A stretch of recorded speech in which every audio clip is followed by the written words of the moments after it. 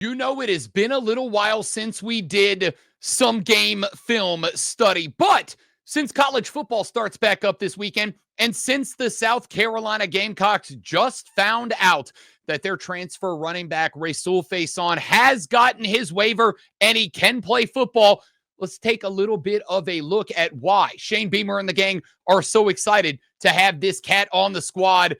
Let's go to the film room, shall we? All right, let's take a look at the blocking scheme before we run the film. Across the offensive line, the far side tackle straight up on the defensive end, the far side guard straight up on the defensive tackle. The near side guard and center will double team the defensive tackle in front of them. The near side tackle just going to kick out the near side defensive end. The wing back coming off the left side is going to scrape off of the guard and the center on the far side and basically is just going to throw a block on whichever one of those two linebackers fills the hole. If only one does, great, straight up block. If both of them do, it's going to create a one-on-one for Faison, and the Utah State Aggies are going to trust him to win that more often than they do not. Let's take a look. We'll run it in slow motion so you can get a look at it. The outside backer steps up. Wingback knocks him to the ground. The near side backer is going to move to the inside, which sets Faison up with a wide open hole. Gets one-on-one against the defensive back. Unfortunately, can't win that one, but he does turn it into a positive play. I want to show you this one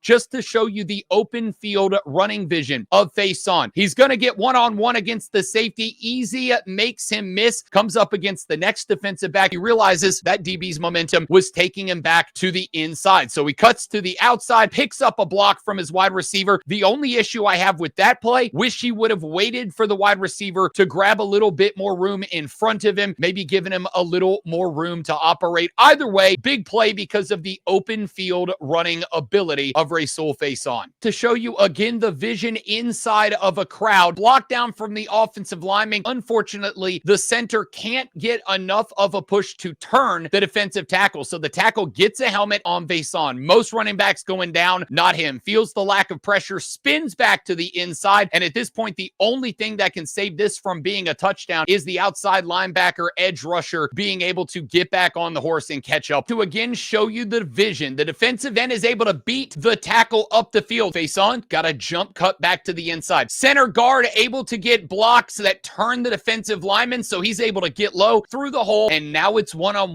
against this safety. Makes the little cut back to the inside. It is all, can an edge rusher get to him? The angle is good, so he goes down, but again, another big run. Take another look at a blocking scheme. A little bit more complicated, but it makes the play work. Wing back on the top side, going to take the outside angle to get up to the linebacker. The far side tackle going to block down to the defensive tackle. The far side guard and the center going to pull along those green paths off the tackle's backside to get to the outside and pick up whoever might be coming that direction. In pink, the near side guard just going to block down on the defensive tackle. And then you have the near side tackle, the white path. His job, get to the second level, block that linebacker from kicking to the outside and chasing down Faison, who will be taking a route to the far side. All the blocks are great. Defensive end, again, be able to push Faison to the middle. Here's where the problem is. That up top edge rusher is able to get to the inside. Linebacker able to get there as well. So what does Faison do? Run through the first contact. He's gonna get caught, but most running backs, that's down at the line of scrimmage. One more blocking scheme here. We're going to take a look from behind the center because there is a lot going on. Wingback coming from the left side along that light blue path. His job, scrape off of the guard and the tackle, get up to the second level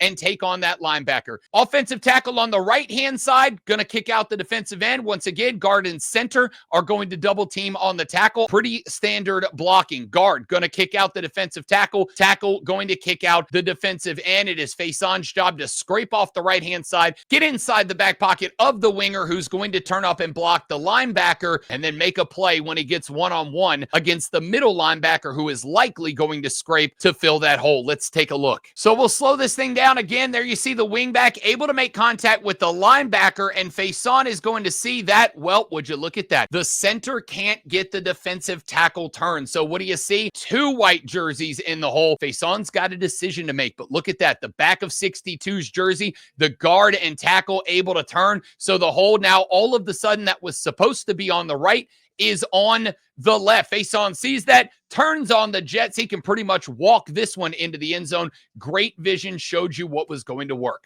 Another blocking scheme here. This one, again, a little bit more complicated. Near side tackle, kicking out the edge rusher. Guard and center on the near side, going to hit the defensive tackle. Guard and offensive tackle up top, one-on-one against the defensive tackle and defensive end. Back coming from the far side, scrape between the guard and the tackle again, get to the second level. Now, quarterback, you see the path in purple. He is going to hand it off to Faison and take off on an action fake to the sideline to try to get the middle linebacker, also highlighted in purple on the left of your screen, to chase him to the sideline so that it leaves Faison one-on-one versus the outside backer. Let's take a look and see if it worked. That outside backer on the near side, he actually steps up to fill the hole. So when the wingback hits him, they're actually at the line of scrimmage. The good news is the middle linebacker did bite on the ball fake. So when Faison gets to that hole and recognizes there's his seam, accelerate through it. He's now one-on-one against the safety. Arm tackle. He's going to make that guy miss more often than not. And once again, off to the races.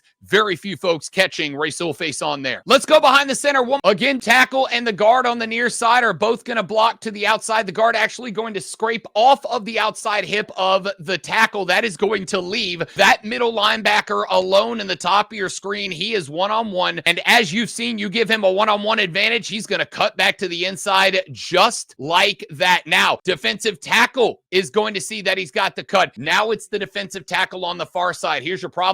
Look at the offensive guard on the inside. He missed his block. He did not turn around and engage somebody else. Defensive tackle able to get in and make the tackle. If 72 picks up his block there, Faison is likely on his way to another big play. That one is not on him. All of these plays came last year in Utah State's game against Hawaii. Rashul Faison had over 190 yards rushing, and we showed you the 2 touchdowns.